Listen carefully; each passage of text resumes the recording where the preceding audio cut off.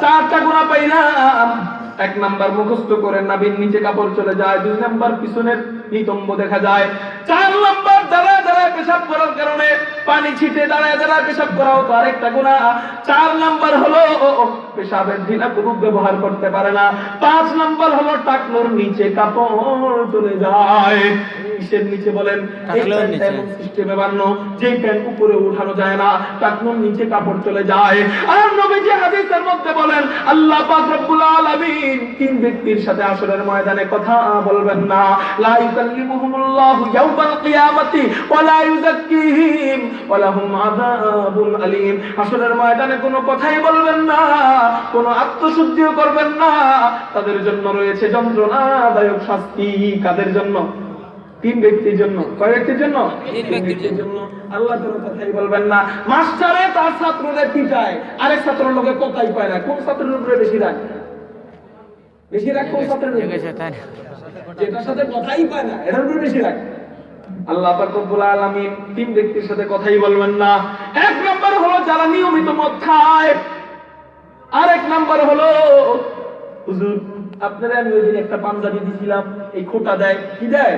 হুজুর আপনার জায়গির খাওয়াই তো মানুষ করলাম, বড় করলাম আমি, আপনি বুড়াই তো হইলেন আমার বাড়িতে জায়গির খায়া, তো যত কয় বছর জায়গির খাওয়াইছো, আল্লাহ দিন খাওয়াইছো, সবগুলা মাটি, তোমার সাথে আল্লাহ কথাই বলবেন না। চার নাম্বার হলো টাকনুর নিচে যারা কাপড় পরে তাদের সাথে আল্লাহ পাক হাসরের ময়দানে কোনো কথা বলবেন না। কয় ব্যক্তি বললাম? এর মধ্যে লাস্ট ব্যক্তিকে যারা টাকনুর নিচে কাপড় পরে। এবার সাধারণ গুনাহ না অসাধারণ গুনাহ? অসাধারণ গুনাহ। 6 নাম্বার হলো, 6 নাম্বার হাদিসের মধ্যে পাওয়া যায় টাকনুর নিচে কাপড় পরার কারণে অহংকার চলে আসে। কি চলে আসে? আর অহংকার হলো আল্লাহর চাদর। কার চাদর? অহংকার ছোট গুনাহ, ছোট শিরক। এইটা একমাত্র আল্লাহই করতে পারেন। কেউ যদি অহংকার করে তো আল্লাহর সাথে ছোট শিরিক করলো। অহংকারের মালিক একমাত্র কে? আল্লাহ। আরো জোরে বলেন কে? আল্লাহ। অহংকার যদি সে করে তাহলে আল্লাহর সাথে ছোট শিরিক করে ফেললো। এবার হাদিসের মধ্যে পাওয়া যায় যারা পরিমাণ অহংকার যদি কারো ভিতরে থাকে তাকে আল্লাহ পাক জান্নাত দিবেন না। কোন পরিমাণ অহংকার? যারা পরিমাণ। এবার বলেন টাকনুর নিচে কাপড় গেলে অহংকার আসে কি আসে না? নবীজির হাদিস, আমার কথা না। কয়টা গুনাহ পাইলাম? 6টা গুনাহ পাইলাম। কয়টা গুনাহ? 6টা। আরেকটা গুনাহ আল্লাহ পাক রব্বুল আলামিন সব আমল নবীজির কাছে পাঠান হুকুম আহকাম ওহী দিয়া। কি দিয়া বলেন? ওহীর মাধ্যমে পাঠান। কিন্তু একটা মাত্র জিনিস নামাজ, এই নামাজ ওহীর মাধ্যমে পাঠায় না। ওই যে চাইছিল ইহুদি খ্রিস্টানরা নামাজকে ধ্বংস করে দিতে, কেমনে ধ্বংস করে দেখেন। এই নামাজ ওহীর মাধ্যমে পাঠায় না। নবীজি ঘুমাইয়া থাকেন, ফুফুর ঘরে ঘুমাইয়া থাকেন, উম্মে হানির ঘর থেকে ঘুম থেকে জাগাইয়া জমজমের পাশে শুয়াইয়া জান্নাতি দুধ পাঠাইয়া, জান্নাতি যানবাহন পাঠাইয়া, জিবরাইল মিকাইল হলো জান্নাতি দুধ, জান্নাতি যানবাহন বোরাক, এগুলা পাঠাইয়া নবীজিকে ঘর থেকে ঘুম থেকে জাগাইয়া এরপরে জমজমের পাশে শুয়াইয়া বুকের থেকে নাভি পর্যন্ত ফাইরা ভিতর থেকে সবকিছু বের করে এরপরে জমজমের পানি দিয়া ধুইয়া জান্নাত থেকে আনা রেশমি রুমাল দিয়ে ঢাকা ঈমান এবং হিকমতের রশিদের ভিতরে পুশ করে আবার হযরত জিবরাইল এমন করে হাত দিয়ে ইশারা করে সিনায় সিনায় জোড়া লাগা যায়। আরে সিনায় সিনায় জোড়া লাগলে কি আগের মতো থাকেনি? কোনো দাগ টাগ থাকেনি? আরে না না না, আগে যেমন ছিল তার থেকে আল্লাহ বেশি নূরে নূরান্বিত করে দেয়।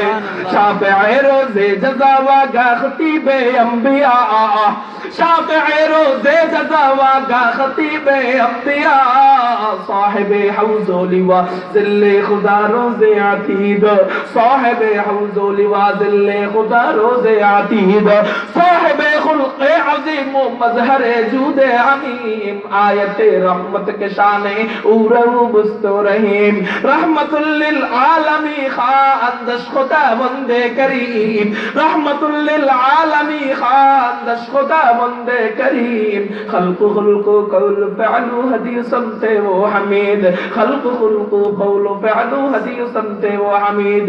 এরপরে নবীজিকে পুরাকের পিঠে চড়াইয়া সমস্ত নবীদের ইমাম বানাইয়া বাইতুল মুকদ্দাসে নিয়া সমস্ত নবীদের সাথে সাক্ষাৎ করাইয়া ইমামুল আম্বিয়া বানাইয়া সাইয়্যিদুল মুরসালিন তো আগের থেকেই ইমামুল আম্বিয়া বানাইয়া আল্লাহ পাক রব্বুল আলামিন সাত আসমান দেখাইয়া আর জান্নাত দেখাইয়া সাত গজব দেখাইয়া এরপর আল্লাহ পাক রব্বুল আলামিন সীমান্তের বড়ই গাছের কাছে নিয়া জিবরাইল মিকাইল বুরাককে বিদায় কইরা রফরফ পাঠাইয়া রফরফের মাধ্যমে চড়াইয়া সুম্মা দানা ফাতাদাল্লা অনেক কাছে তুলুকের দুই মাথার থেকে বেশি কাছে নিয়া আল্লাহ পাক রব্বুল আলামিন পাশে বসাইয়া পাঁচ ওয়াক্ত নামাজ পুরস্কার দিয়া দেয়।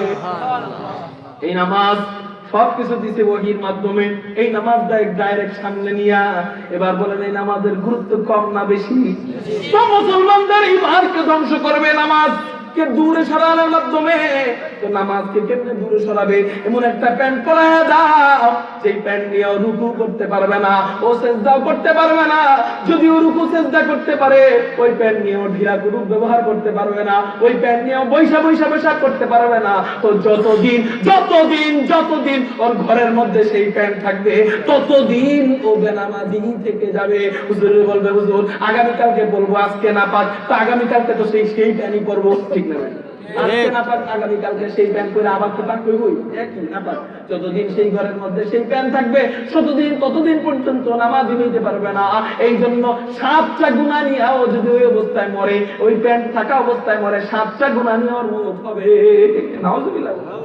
এই জন্য শেষ একটা ওয়াদা দিব, কোন আলোচনার শুরু দেখলাম না, শেষও দেখলাম না। আমি এমন আলোচনাও করে নাই, কইতে পারেন হুজুর আপনার আলোচনার শুরু বুঝলাম না, শেষও বুঝলাম না, মধ্য বুঝলাম না, নাকি কিছু বুঝেন নাই কিছু? শুরু শেষ মাঝখান বুঝেন নাই? মুসলমানদের ঈমান যেন ঠিক থাকে এই বিষয়ে আলোচনা করলাম। মানে সেটা শুরুতে বিষয়, আমি বললাম শেষের বিষয়। মুসলমানদের ঈমান যেন ঠিক থাকে। তো এই প্যান্ট পয়রা আমাদের নামাজ বাদ দিলে ঈমান ঠিক থাকবে না।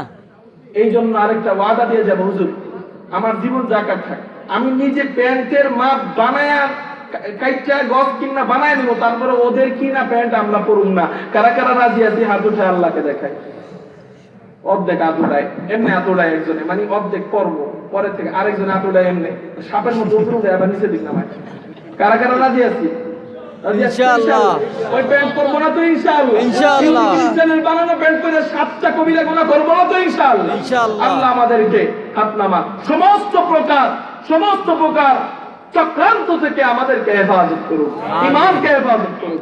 মুসলমানদের চক্রান্ত হোক আর ইহুদি খ্রিস্টানদের চক্রান্ত হোক, সমস্ত প্রকার চক্রান্ত থেকে হেফাজত করুন। শেষ আহলে হক উলামায়ে কেরামদের সাথে থাকবার তৌফিক দান করুন।